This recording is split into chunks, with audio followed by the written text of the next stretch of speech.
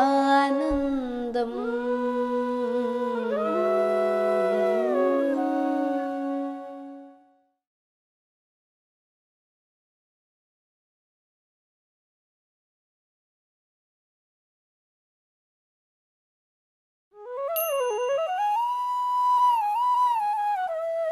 अनावश्यक सोचों में, अनावश्यक विचारों में हमारे मन को हमेशा घुमाकर घिरा कर रखते हैं।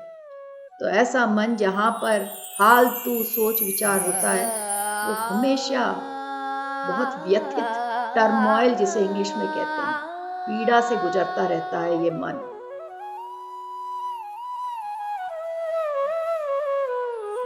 ब्रह्मानन्दम्।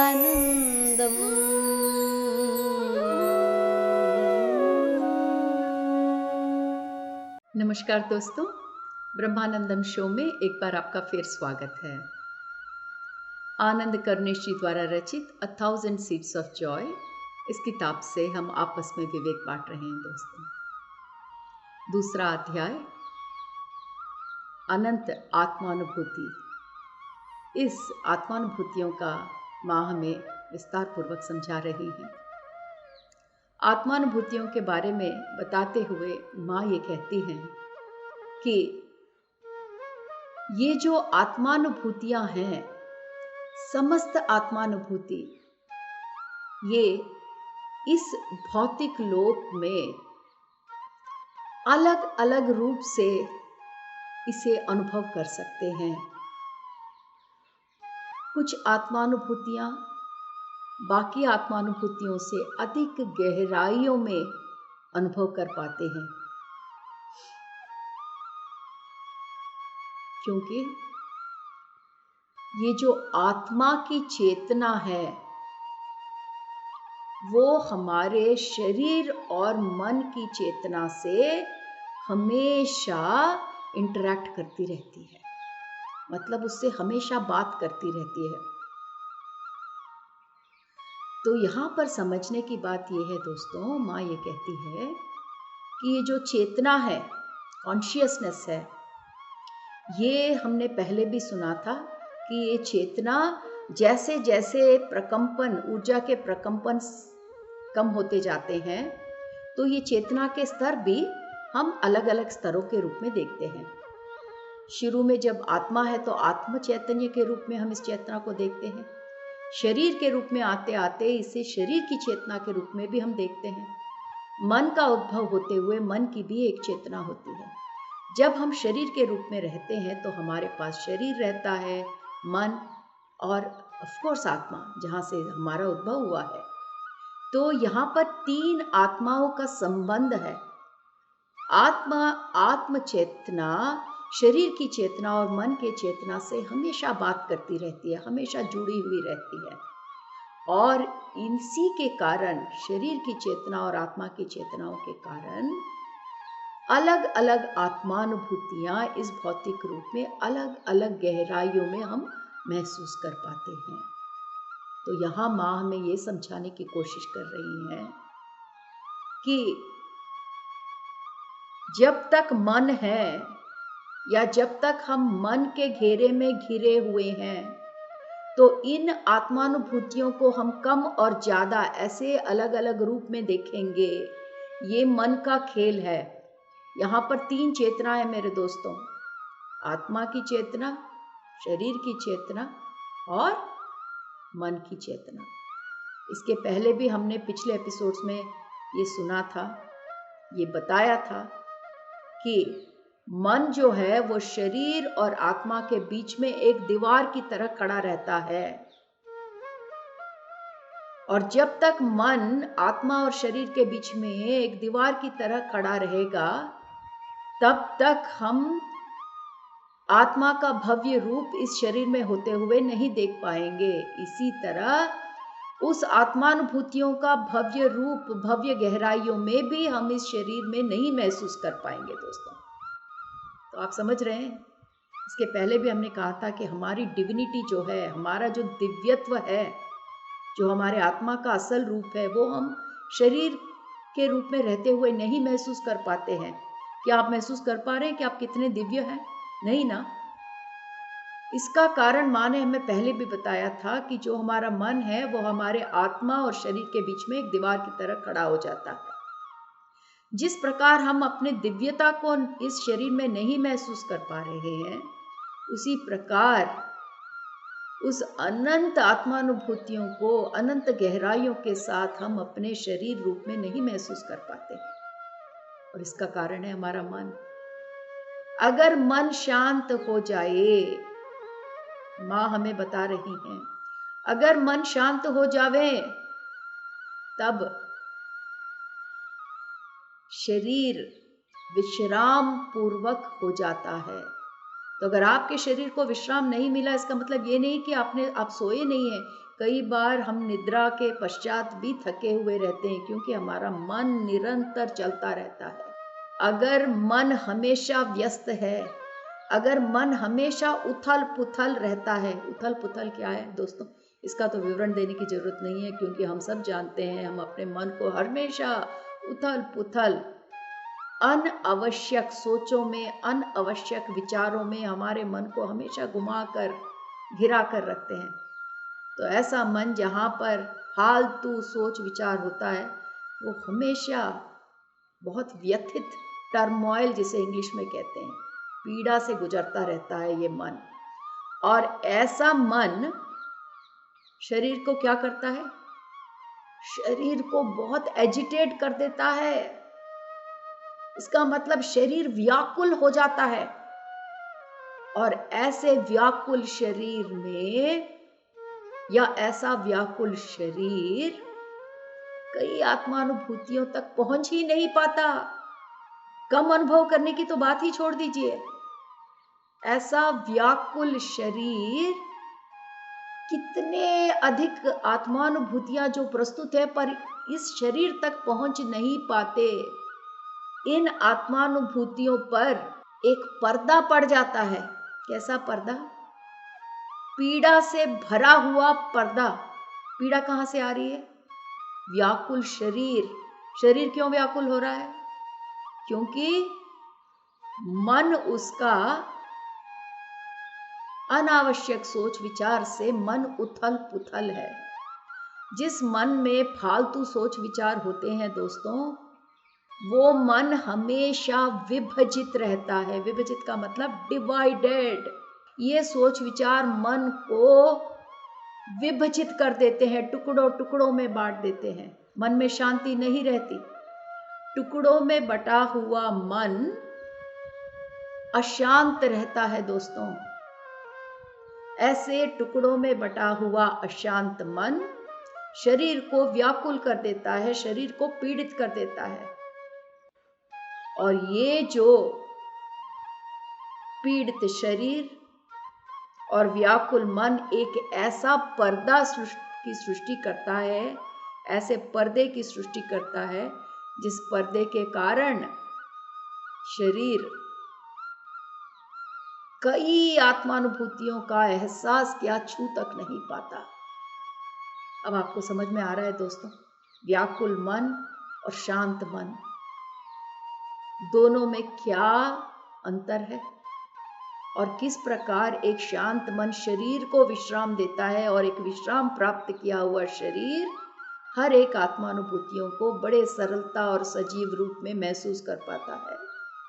जबकि एक विभजित मन, एक अशांत मन उस शरीर को व्याकुल कर देता है, और अशांत मन और व्याकुल शरीर दोनों मिलकर उन आत्मानुभूतियों पर ऐसा पर्दा डाल देते हैं कि कई आत्मानुभूतियां उस शरीर तक पहुंच ही नहीं पाती।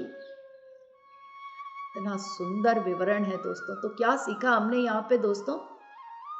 हमने ये सीखा कि जो भी तमाशा, जिस तमाशे से हम इस पृथ्वी पर इस मानव रूप में गुजर रहे हैं, उसका मूल कारक है हमारा मन।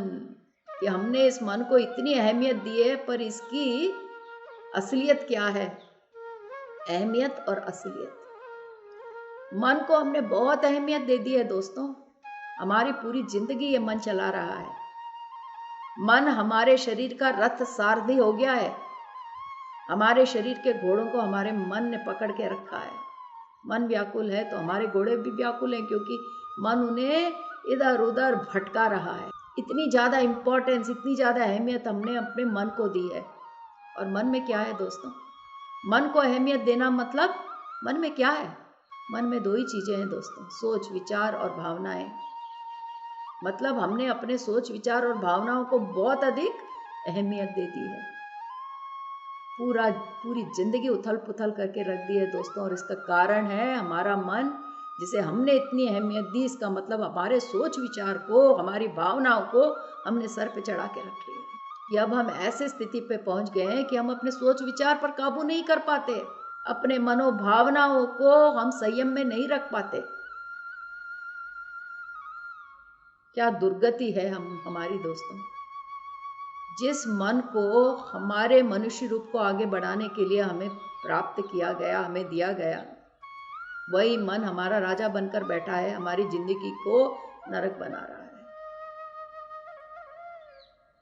और जो मन शांत है, इसका मतलब जहां पर शरीर ने मन पर काबू कर लिया, जो मन शांत है, जिस मन में सोच विचार थम गए हैं, मनोभावनाएं फालतू रूप से ऊपर उठती नहीं है, ऐसा शांत मन एक शांत शरीर को देता है। और ऐसे शांत शरीर में सारे आत्मानुभूतियाँ बड़े सजीव रूप से विथ लाइफ, मतलब पूरे जीवन के साथ, हर आत्मानुभूतियों की अपनी एक जिंदगी होती है, संपूर्ण जिंदगी के साथ अनुभव कर सकते हैं। नहीं तो हम उस आत्मानुभूतियों का 10% भी नहीं अनुभव कर पा रहे हैं इस शरीर में दोस्तों। इसे हमें साधना में लेकर आना होगा, इसे प्रैक्टिस करना होगा दोस्तों। मैं ये 1000 सीड्स ऑफ जॉय का ये जो विजडम शेयरिंग है, मैं तेलुगु में लगभग 1.5 साल से कर रही हूँ दोस्तों।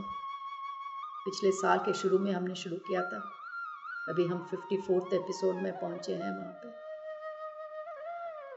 और जो भी कुछ हम वहाँ सीखते हैं, और जो भी कुछ हम वहाँ पे इन विजडम शेयरिंग के द्वारा सीखते हैं, मैं जरूर अंत में, हर विजडम शेयरिंग के अंत में कहती हूँ कि ये कोई कहानी नहीं है जो माँ बता रही है, हम सुन रहे हैं, बड़ा मजा आ रहा है। ये हमारी जिंदगी है दोस्तों, जो माँ अपने विवेक के द्वारा हमें ये समझा रही है कि बेटा सुधार ले, जिंदगी इतनी मुश्किल नहीं है जितना तू सोच रहा है। दिक्कत है तो तेरे सोच में दिक्कत है दोस्तों। माँ यही बता रही है कि मनुष्य की जिंदगी तो बहुत सुंदर है, पर अगर आप ये कह रहे हो कि अरे भगवान ये क्या जिंदगी है मेरी, तो बेटा समझ जा कि तूने अपनी जिंदगी अपने मन के कारण नरक बना ली है। अभी भी आशा है, सुधर जा। तो आज हमने क्या सीखा दोस्तों? ये सीखा कि अगर वो ब्रह्मानंद का रूप इन आत्मानुभूतियों में, इस शरीर में उसका अगर सजीव रूप देखना है, तो हमारे मन को शांत करना होगा। ध्यान का ये जो टूल है, ये जो यंत्र है हमारे पास है दोस्तों, हम जानते हैं ध्यान कैसे करते हैं। बस उस ध्यान को हमें उसकी साधना करनी होगी, उसे इस रूप से साधना करनी होगी ताकि जब भी हम ध्यान में न भी रहे तो भी हम मन को सोच विचार से रहित रखें। मैं ये नहीं कह रही हूँ कि कोई सोच विचार करो ही नहीं, हम जिएंगे कैसे? जब जरूरत है तब अपने मन का उपयोग करो, सोच विचार लेके आओ, काम पूरा करो, फिर बंद कर दो, ताला लगा दो, उसको वापस कबर्ड में डाल दो। बिना जरूरत के जब मन इधर उधर भ्रमण करने लगता है दोस्तों, तो उसका परिणाम क्या है वो आज हम अपने मानवता को देख रहे हैं। कितना सुंदर विवेक है दोस्तों, कितना सुंदर विवेक है। एक बार माँ सरस्वती को नमन करते हुए, उनकी ऊर्जा के साथ जुड़ते हुए, माँ हम आपके इतने आभारी हैं, इतना सुंदर विवेक हम इस किताब के द्वारा प्राप्त कर रहे हैं। आनंद कर्णेश जी यहाँ पर माँ से अपना अगला प्रश्न कर रहे हैं कि माँ आपने इतना कुछ समाधान दिया मेरे एक प्रश्न का, और आप भूलिए नहीं दोस्तों, पिछले एपिसोड में आनंद कर्णेश जी का प्रश्न ये था कि अगर हम किसी से प्रेम करते हैं और जिससे हम प्रेम करते हैं अगर उसे पीड़ा हो रही है, वो सफ़र कर रहा है, तो हमें भी सफ़र होता है, हम भी पीड़ित होते हैं, तो इसमें ब्रह्मानंद कहाँ है? तो माँ ने इतना सुंदर से जवाब दिया था कि हमारा ये जो अगले आदमी के पीड़ा से पीड़ित होना है, वो हमारा खुद का दर्द है जो हमने सदियों से अपने अंदर छुपा के रखा है। पहले हमें उससे मुक्त होना होगा। तो यहाँ पर आनंद करनेश जी ये बोल रहे हैं कि माँ, आपने कहा कि अगले आदमी के दुख में आप दुख नहीं हो, उनके साथ एम्पैथी फील करो, कि उनके साथ करुणा का प्रदर्शन करो। तो जब हम किसी के साथ एम्पैथी, कोई सफ़र कर रहा है, कोई पीड़ित है, उसके साथ जब हम एम्पैथी करते हैं, सहानुभूति करते हैं, तब वहाँ पर आनंद तो होता नहीं है। तो एक उदाहरण देता हूँ, माँ आनंद करनेश जी कह रहे हैं कि एक दोस्त है या फिर कोई रिश्तेदार है जो दुखी है, क्योंकि उनका जो कोई प्रिय व्यक्ति गुजर गया है। तो यहाँ पर ब्रह्मानंद कहाँ है? सहानुभूति में ब्रह्मानंद कहाँ हुआ? तो हमें समझाओ माँ। तो यहाँ पर माँ बताती हैं कि किसी से सहानुभूति प्रदर्शन करना आनंद को खोना नहीं है बेटा। अगले आदमी के पीड़ा को देखते हुए भी, अगले आदमी के पीड़ा में सहानुभूति का प्रदर्शन करते हुए भी ये मत समझो कि आपने अपना आनंद खो दिया।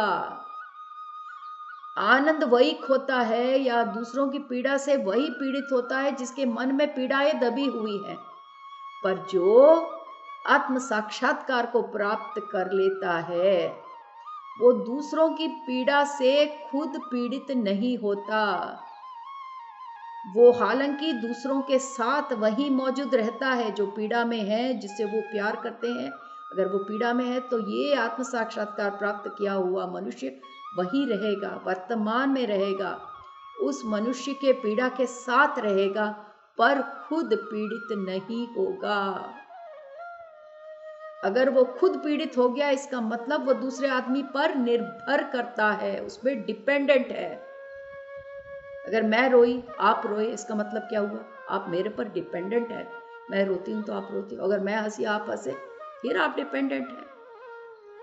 तो जो मुक्ति के मार्ग पर चलकर आत्म साक्षात्कार प्राप्त किए हुए जो मनुष्य हैं, वो दूसरों की पीड़ा से पीड़ित नहीं होते, क्योंकि वो दूसरों पर निर्भर नहीं होते। जो सच्ची सहानुभूति होती है, वो आपस में किसी पर निर्भर नहीं करती। जब आप सहानुभूति प्रदर्शन करते हैं, जैसे आपने करुणा से उनकी तरफ देखा, करुणा से उनकी तरफ मुस्कुराए, किनकी तरफ? जो पीड़ित है। करुणा से आपने उनका आलिंगन किया, या जैसे कोई गुजर गए तो आप आनंद से उन पलों के बारे में याद कर रहे हो जब वो जीवित थे। तो ऐसे अवस्था में जो अगला आदमी पीड़ित हो रहा है, उसकी पीड़ा कम हो सकती है, कम हो जाती है। तो यहाँ पर आनंद करनेश जी ने प्रश्न पूछा था कि आप किसी से प्यार करते हैं, वो मर गए हैं, और या फिर आप किसी से प्यार करते हैं, उनका कोई प्रिय रिश्तेदार मृत हो गया है और वो पीड़ित है, तो आप उसकी पीड़ा से आप पीड़ित होंगे या नहीं होंगे? तो इसके समाधान में माँ बता रही है कि आपका प्रिय सखी या प्रिय सखा अगर दुखी है क्योंकि उनका कोई निकट वाला आदमी मर गया है, तो आपको उनकी पीड़ा से अपने आप को पीड़ित करने की जरूरत नहीं है। एक मुक्ति के मार्ग पर चलने वाला मनुष्य जो आत्म साक्षात्कार को प्राप्त कर लेता है, वो ऐसी स्थिति में अपने आप को वर्तमान में रखता है। और वर्तमान में रखने का मतलब ये है कि वो ऐसे अपने पीड़ित हुए प्रिय सखा की तरफ एक करुणापूर्वक मुस्कान दे सकता है, एक करुणापूर्वक आलिंगन कर सकता है। और जिस मृत मनुष्य के बारे में अगला आदमी दुखी है, उसके जीवित पलों के सुंदर यादों से उस स्थिति को सुधार सकता है। तो जब उनके जो मृत हो गए हैं उनके बारे में आप अच्छी अच्छी बातें करेंगे, तो जिसको आप प्रेम करते हैं, जो पीड़ित है, उसकी भी पीड़ा कम हो सकती है, कम हो जाती है। जो आदमी साक्षात्कार प्राप्त कर लेता है, जो ब्रह्मानंद में अपने आप को हमेशा घिरा प्राप्त करता है, वो दूसरों के दुखी से दुख नहीं होता, बल्कि उसके मन में करुणा और सहानुभूति हमेशा जागृत रहती है और वो उसे महसूस करते हैं अगले आदमी के लिए। ये कहते हुए माँ उदाहरण देती हैं जीसस का। जीसस ने अपने आप को भगवान के साथ एक होकर उस आनंद में अपने आप को समर्पण किया। तो भगवान के साथ एक होने का जो आनंद है, जो ब्रह्मानंद है, उसमें जब उन्होंने अपने आप को खो दिया, मतलब समर्पण कर दिया, ऐसी स्थिति में वो हरेक के सामने, हरेक के लिए उनके पास एक ही भावना थी, करुणा और सहानुभूति की भावना। उनके लिए भी जिन्होंने उन्हें सूली पर चढ़ाया। ऐसा नहीं कि जो उन्हें प्यार करते थे उन्हीं के लिए सहानुभूति और करुणा थी जीसस के लिए, नहीं, जिन्होंने उन्हें दुख पहुंचाया, सूली पे चढ़ाया, उनके लिए भी उनके जीसस के मन में सिर्फ सहानुभूति और करुणा थी। क्यों? क्योंकि वो उस परम दिव्य परमात्मा से आनंद में एकत्व हो गए, अपने आप को समर्पण करके उनमें मिल गए। और ऐसे ब्रह्मानंद की प्राप्ति में एक ही चीज होता है, जो करुणा और सहानुभूति का जो सागर उमड़ता है, वो सबके लिए एक जैसा होता है। तब यहाँ पर माँ के जवाब से आनंद करनेशी पूछ रहे हैं, माँ, यहाँ आपने दो चीज़ों का जिक्र किया है, सहानुभूति और करुणा। तो सहानुभूति करुणा से किस प्रकार अलग है, हमें समझाइए माँ। तो माँ कहती हैं कि जो सहानुभूति है वो करुणा में पिघल जाता है, क्योंकि करुणा एक अपार सागर है। इतना सुंदर विवरण है दोस्तों। करुणा है वो अपार सागर है, जो आत्मानुभूति है करुणा, वो इतनी बड़ी अपार सागर है कि जब आपके मन में एक सहानुभूति जागेगी, तो वो अपने आप इस महान आत्मानुभूति, ये जो करुणा है, करुणा वाले आत्मानुभूतियों में ये मिल जाएगी। जिस प्रकार सारी नदियां सागर में मिल जाती हैं, इसी प्रकार इस करुणा के सागर में सहानुभूति की आत्मानुभूति भी मिल जाती है। जीसस के मन की जो उठी हुई करुणा जो थी, करुणा की ये जो महासागर जो था, जो जीसस और अनेक बोधिसत्वों के दिल से उठता है, वो हरदम वो करुणा जो है, जो उनके मन से उठती है, वो आनंद और ये जो हीलिंग होता है उससे भरा हुआ होता है। तो आप समझने की कोशिश कीजिए दोस्तों, ऐसे महापुरुष के मन से जब करुणा का सागर उमड़ता है, तो उस करुणा के सागर में आनंद ही नहीं, हर आदमी के लिए हीलिंग की आशीर्वाद से भरा रहता है।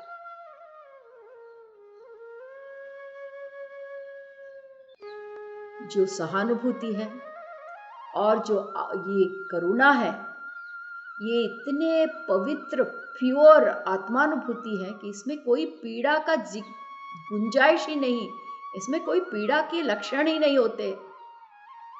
पर क्या होता है कि कभी कभी मनुष्य अपने मन की पीड़ा के रंग इन करुणा और सहानुभूति के तरंगों में मिला देते हैं। इसका मतलब ये है कि अगर आपको किसी के लिए सहानुभूति और करुणा की अनुभूति महसूस होती है तो उन आत्मानुभूतियों में कोई पीड़ा नहीं है, पर आप आकर फिर भी पीड़ा महसूस कर रहे हैं, इसके मतलब आपके अंदर पीड़ा की भावना सदियों से छुपी हुई है। उन पीड़ा के रंगों को आप अपने करुणा और सहानुभूति के तरंगों में मिला रहे हैं। तो इतना अद्भुत विवरण हमें यहाँ पर माँ सहानुभूति और करुणा के लिए दे रही है। आगे हम और भी जानेंगे दोस्तों कि सहानुभूति और करुणा किस प्रकार अलग है और किस प्रकार एक दूसरे से जुड़ी हुई है। आज का एपिसोड हम यही खत्म करते हैं।